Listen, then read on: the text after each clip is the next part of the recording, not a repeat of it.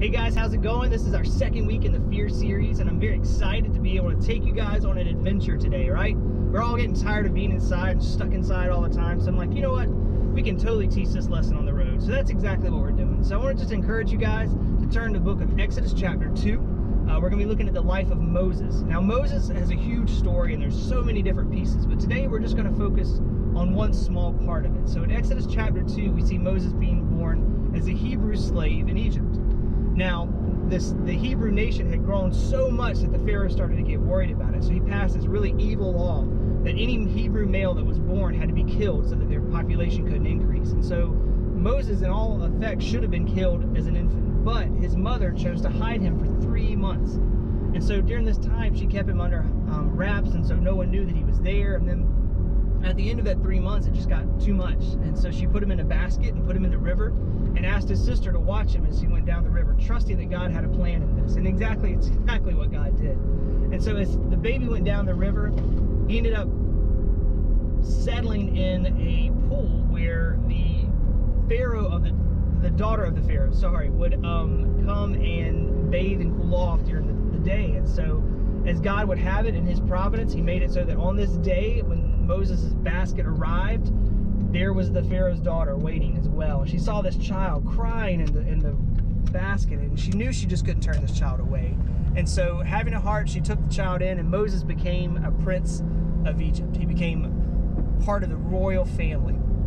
Now, I'm driving around these neighborhoods as I'm going towards our adventure, and guys, I'm thinking, you know, what did he give up? Like, what kind of life did Moses have? He went from being a very humble Hebrew slave, pretty rotten life, to all of a sudden now he was the Prince of Egypt. And he spent years in this capacity as a member of the royal family. Now, could you picture the most amazing house on the islands? I mean, you can even make it up if you want. Like, just totally amazing house. Like, infinity edge pool overlooking the marsh. I'm talking tennis courts on the backyard. I'm talking about basketball court inside. Closets just jam full with the best clothes, the best shoes, the best tech in the house, biggest TVs, game systems. And then as you walk out your front door, you look across your driveway, and there's like 4 or 5 of the most amazing cars possible. That's kind of what Moses was in now. Like, he had the good life, right? And he had all the best schooling, he had all the best clothing, he had all the best opportunities, all because God allowed him to go down the river and land in this pool where the Pharaoh's daughter was. Now, that's not the end of Moses' story, as we all know. So we're going to see kind of what changes and what makes him give all that up here in just a little bit. So we jump forward a little bit in the life of Moses. We're still in Exodus chapter 2, but now we're down in verse 11. It says, "One day when Moses had grown up, he went out to his people and looked on their burdens. And he saw an Egyptian beating a Hebrew, one of his people. He looked this way and that, and seeing no one, he struck down the Egyptian and hid him in the sand. When he went out the next day, behold, 2 Hebrews were struggling together. And he said to the man in the wrong, 'Why do you strike your companion?' He answered, 'Who made you a prince and a judge over us? Do you mean to kill me as you killed the Egyptian?' Moses was afraid and thought, 'Surely the thing is known.' When Pharaoh heard of it, he sought to kill Moses. But Moses fled from Pharaoh and stayed in the land of Midian, and he sat down by a well." What had just happened is Moses realized he wasn't an Egyptian, he was a Hebrew, and he was out walking and saw his people. And in the midst of this, he saw an Egyptian master beating a Hebrew slave, and he couldn't stomach it, and so instead he killed the Egyptian. And then and hid the Egyptian away, and he thought he got away with it, but the reality is he hadn't. So the next day he went out, and there were 2 Hebrews that were arguing back and forth, and Moses tried to break it up. And when he did, they let him know that his secret wasn't very secret. As a matter of fact, everyone had heard of what happened. And so Moses was just terrified. And so instead of dealing with the consequences, instead of facing the consequences of those actions, he took off. He went off into the wilderness. So you and I, we're going to head off into the wilderness here and see what happens.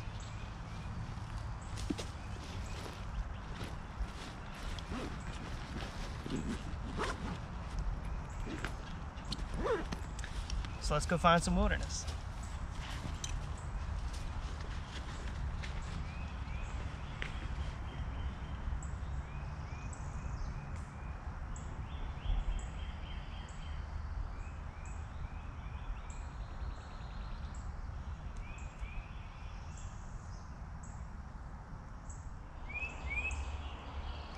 So Moses is on the run in the wilderness, and he's on keeping his father-in-law's sheep, and he came across a pretty strange sight. And that sight he sees is a bush that's burning with fire. And what's interesting about it is it's on fire, but it's not being consumed. Like, you think back to the science experiment, you know, where you take like rubbing alcohol and you mix it with some kind of gel and you put it on something and the alcohol would burn off, but the stuff underneath wouldn't. It was just really cool looking. That's exactly what was going on, except on a much bigger scale than that. And that was really adding to the stress for Moses in this situation, is that not only was it seeing that, but then out of that bush, there was a voice that was calling out to him, Moses, Moses.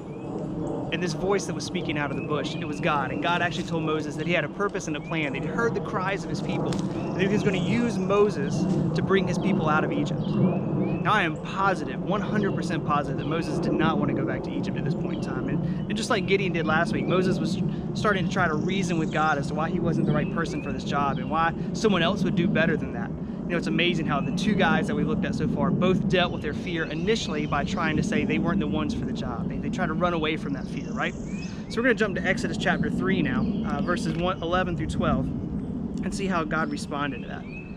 But Moses said to God, "Who am I that I should go to Pharaoh and bring the children of Israel out of Egypt?" This is God saying, "But I will be with you, and this shall be a sign for you that I have sent you. When you have brought the people out of Egypt, you shall serve God on this mountain."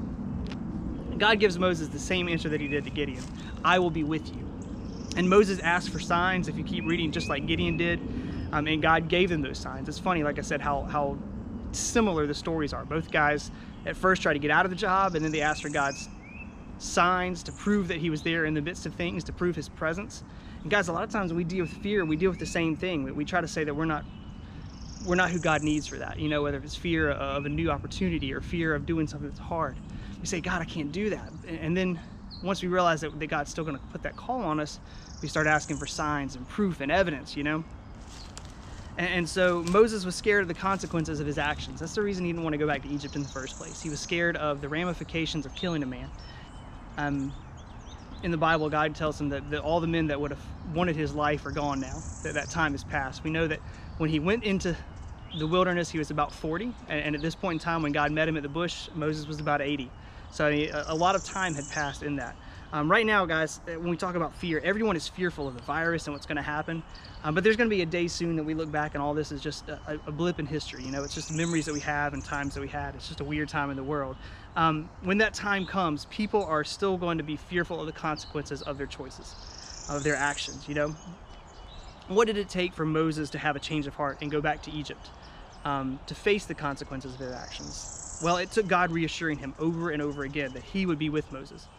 When we're facing the consequences of our actions, God has not left us. He is there with us through the tough times. Those consequences vary depending on what choices we've made or what bad choices we've made. But it doesn't change the fact that God is still there in those things. But God is the same constant presence across all of those situations. And so let's look at Exodus 4, 11 through 12 now, and we'll see what God has to say as well. Chapter 4, verse 11 through 12. Then the Lord said to him, "Who has made man's mouth? Who makes him mute or deaf or seeing or blind? Is it not I, the Lord? Now therefore go, and I will be with you, and teach you what you shall speak." God says he's going to be with us. He's going to help us speak. He's going to give us the words to say. Guys, when we've messed up, we don't have to run in fear. Instead, we run to God. He's with us as we work through those consequences. He gives us the words to say. He helps us when we have tough times to walk through. If you want to get all the details of the small part of Moses' story, go back. Exodus 2, 3, and 4 kind of give you some more insight in that. But the amazing part is that when we deal with fear in our lives, especially fear of consequences, that God is still in those moments too. That we still have to face those consequences because that's part of the learning process, part of discipling, part of being mature. But at the same time, God doesn't leave us to our own devices in those moments. He doesn't leave us to just to be sad and to be lonely and to be overwhelmed. He still walks with us. Moses was in the middle of the wilderness, just like we are today, kind of getting some fresh air. He was trying to get away from the consequences of those actions, of killing that Egyptian. But God used that time to prepare him for a new part of his journey, to give him a new purpose, a new mission. Guys, we still face consequences in our lives, but God can use that still to give us some great opportunities. So as you spend some more time outside here in the wilderness, I'm going to walk around a little bit, enjoy the day as best I can. But just encourage you guys, you know, that when we have those fearful times, when there's consequences that are coming because of our choices, we don't have to be completely alone in that, because God's walking through that with us, and he's going to be right there with us, encouraging us, giving us a pat on the back when we take those hard times for the stupid decisions that we make. But as a loving Father, he's going to walk those with us as well. So encourage you guys, don't be fearful in the midst of this. And once this is over, you can apply this to so many areas of your life as well. So look forward to seeing you guys soon. Hope everything is going well. Make sure you get out, enjoy the wilderness yourself a little bit, and we'll talk to you guys soon. Bye.